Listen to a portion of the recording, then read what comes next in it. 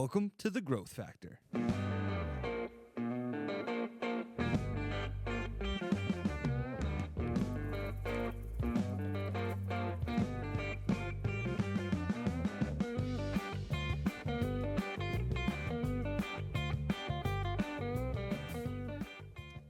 Good morning, everyone, and welcome back to The Growth Factor, where we shine a spotlight on the people, events, and businesses that make the Schuylkill region thrive.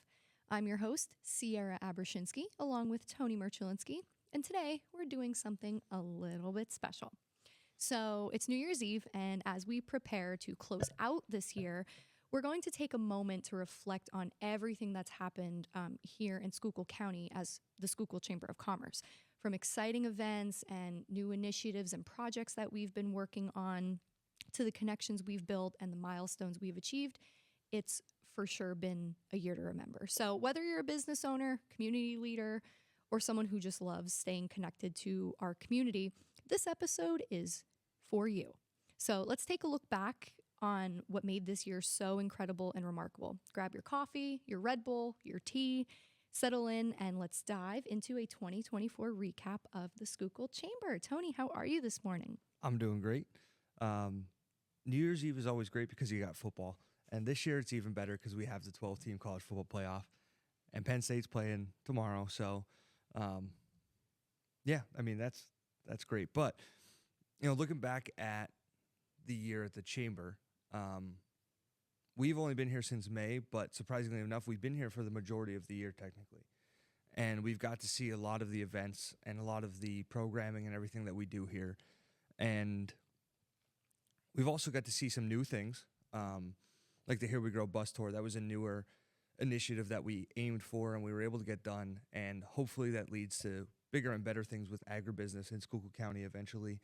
But yeah, from everything with breakfast with legislators right when we came in to the golf outing, which is one of our signature events, the Ignite final event, which was the first Ignite final event, went exceptionally well, and we're looking forward to doing it for the youth in the new year and then again for the adult program coming up. So all in all, I think 2024 was a great year for the Chamber, and we're looking forward to 2025, and we're getting things started right away in 2025 with Winterfest coming up in just a couple weeks. So, my favorite event was probably the golf outing because I got to play in it once and before I worked here, and now seeing it from the back end, I saw how much work goes into it and how much behind the scenes there is so that it could be the great event that it is and such a signature event. We've heard people say that nobody does a golf outing like the Schuylkill Chamber. So that's one of my favorite events because you have more than 300 people all at one golf course. Well, 2 golf courses at one location, networking, connecting, meeting different business owners, and really is the essence of what the Chamber is. So here's a question for everyone listening. What was your favorite event of the year? Was it a mixer, a special mixer that maybe you made bigger connections or more connections than you did in the past? One of our signature events that we had throughout the year, one of our seminars that we have. What was your favorite event? Put that in the comments so we could see and we can kind of look at those and see what we're going to do in the new year and see, where we need improvements or where we can keep getting better. So, Sierra, what was your favorite event throughout the year? So I think we have a lot of great events. I really think the Visionary Dinner was something special. Also, that was our first work event, which I think we started on 20th and that was the 23rd. Yep. Yeah. So started our job with a nice dinner meeting all of our Visionary members. I mean, that was a great event because of the timing and everything. But to me, I love everything governmental, legislative. I always have.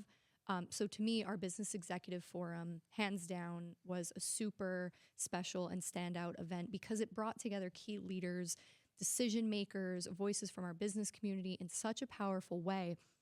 And everyone had the opportunity to discuss important issues and build connections and gain insights directly from our legislators that are shaping policy here in Pennsylvania. So I think it was a perfect example of what makes the Chamber so impactful, which is bridging the gap between businesses and government to drive meaningful progress.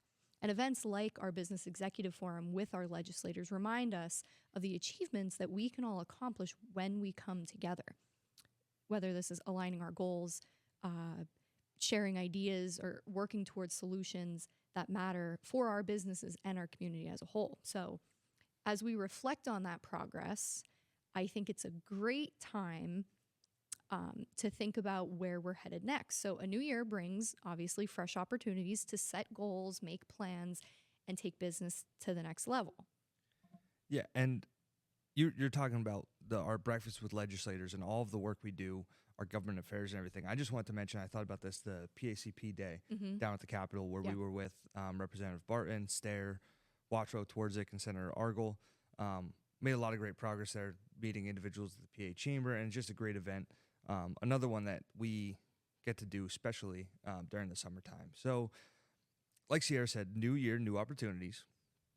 And we want to talk about New Year's resolutions a little bit. And that can be, cliche. Everyone says, I'm going to make one, and then you hear the jokes and you see it on TikTok where there's like 50 people in the gym. 2 days into my New Year's resolution. Yeah, and then they're all gone in a couple weeks. So I think like New Year's resolutions are a great thing because it's a great opportunity for people to really have the idea of this is a fresh start. Mm-hmm. But without an action plan or without an achievable goal, a lot of people might fail on that. Mm-hmm. I think one of the big things is, when some people make New Year's resolutions, they want it to be done quickly. Instant gratification. Mm-hmm. Which, going back to SMART goals, you should have a time that you want to achieve it. And if you're going to have a goal and you think about it and you want to do it in a month, look at that and see if that's even possible, because that could end up ruining that for you and then leading to you not achieving or trying other things. So for me this year, I think my resolution is to continue getting new members, but changing the way we do some things and using what we've learned to enhance the benefits that members get of the chamber. And, I think I said this a couple weeks ago in a podcast where like we could get 100 members in a month. Like that could be a goal, but it's not achievable. So for us, we're operating as a business. My resolution is to kind of enhance the way that we are looking at membership and delivering benefits to our members, and then promoting those benefits to non-members to get more people involved with the chamber, because we believe a strong business community, that's our main goal, and having a strong business community is so important to the overall economic welfare of our county. So looking at that and having an action plan, that's kind of what we're looking at. Me and as a team, just working with membership here together, and then obviously as the whole chamber, because members are our first, that's who we serve first. Mm-hmm. So yeah, I said a little bit about what I'm looking forward to kind of working on in the new year, and we're kind of going to be working on it together. But what is something that you're looking at in the new year, a resolution for you? So one of the big things I pride myself in is my communication. However, that is one thing I don't ever want to stop focusing on, I guess you could say. Every year I try to improve the way I communicate, how I communicate something. So I think a big thing, at least for me, and being in the position that I am job-wise, really learning how to communicate to what we think could be useful to members, non-members, and my listening skills as well. I have a really bad habit of, I think that I'm listening, but it turns out I'm listening for all the wrong things. If you're in a conversation with somebody and you think you're hearing them correctly, you might be missing some key things that they're saying, or again, their body language. I think it's all just about reading people, not just communicating verbally, but reading body language a little bit more.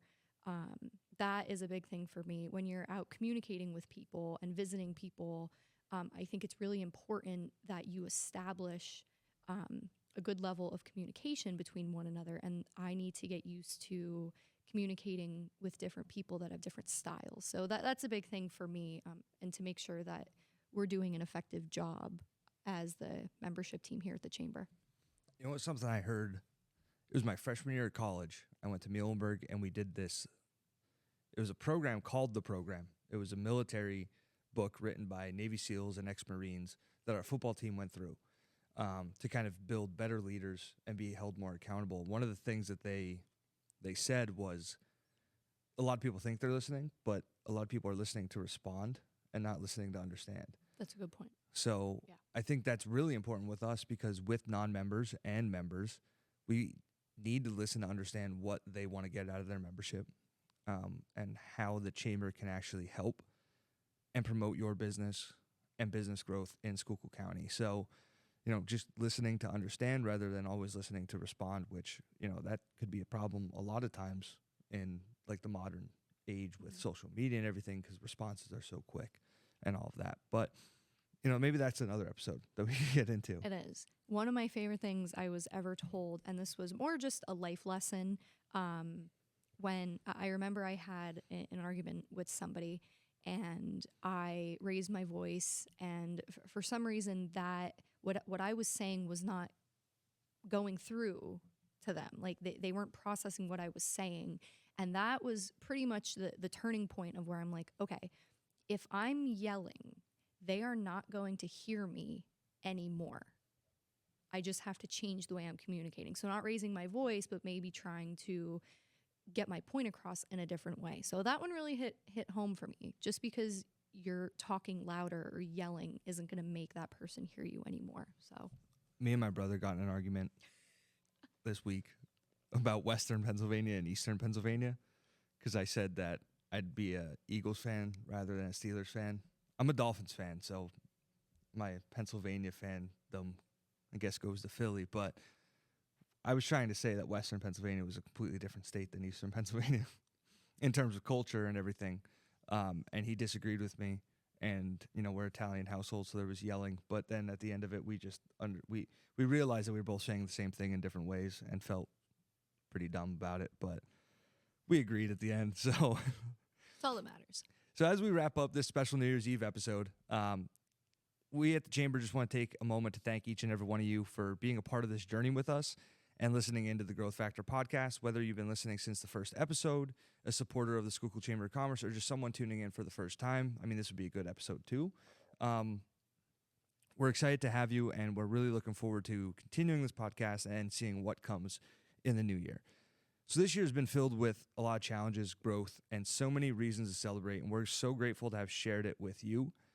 And as we step into the new year, let's carry forward the connections, lessons, and inspiration we've gained together, whether it's through the Chamber or any experiences that you're having with your business or professional life, whatever it is.